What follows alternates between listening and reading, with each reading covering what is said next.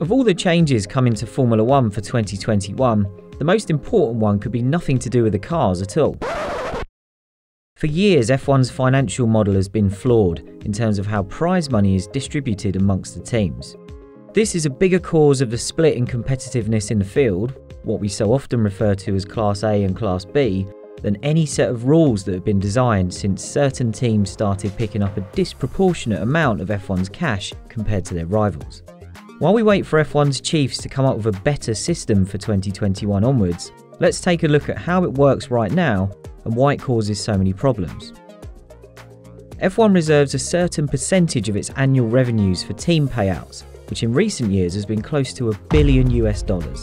The first step of this process is simple. Each team that has finished in the top 10 in the Constructors' Championship for 2 of the past 3 seasons is entitled to what's known as a Column 1 payment. This is an equal amount paid out to each team that is eligible. With only 10 teams on the grid at the moment, that means you receive this money just by competing in 2 of the previous 3 seasons.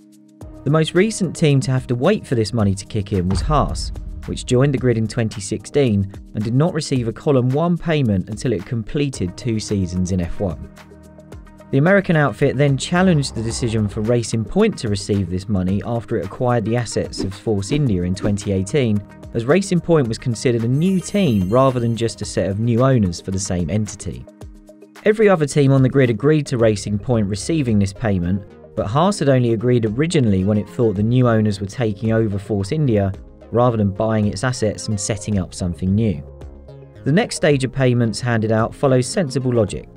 Teams are paid based on their performance in the previous year's championship, with the Constructors' Champion receiving the most and the team at the bottom of the table getting the least. That all sounds quite sensible, doesn't it? And to look at our piles of money at this stage, there's not much you can argue with.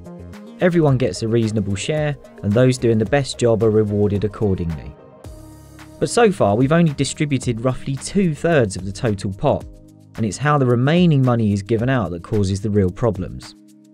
First up, Mercedes, Ferrari, Red Bull and McLaren all receive an additional payment known as a Constructors' Championship Bonus, or CCB. These were negotiated when Bernie Ecclestone was in the process of getting F1's biggest teams to commit to long-term deals that would take them to the end of 2020. There's a slight adjustment in these payments each year based on performance, although with Mercedes winning the championship every year and McLaren going through a barren spell, only the Red Bull and Ferrari payments have fluctuated recently. But the extra deals don't stop there and will save the biggest one until the end. Red Bull picks up another payment which was agreed with Ecclestone as an acknowledgement of it being the first team to make a new long-term commitment to F1 earlier this decade. Mercedes wanted a piece of that action as well, and it came to an arrangement that would enable it to unlock an extra payment of its own if it could win back-to-back World Championships, which it duly managed in 2014 and 15. And every year since. At the other end of the grid, Williams picks up what is known as a heritage payment, which at $10 million is smaller than the other amounts being dished out, but can make a difference, meaning the team can receive more money than some of its rivals, even when it is at the bottom of the pile competitively.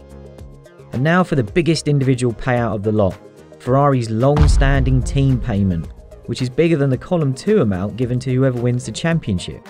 This controversial deal was made in recognition of Ferrari's history in F1, having competed in every year since the formation of the World Championship in 1950.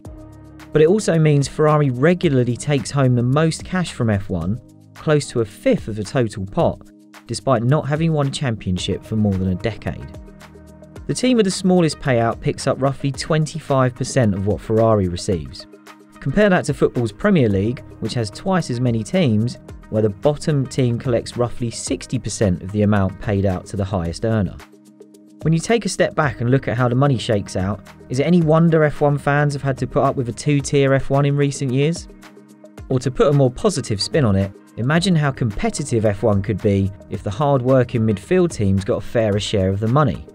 Let's hope change really is coming for 2021.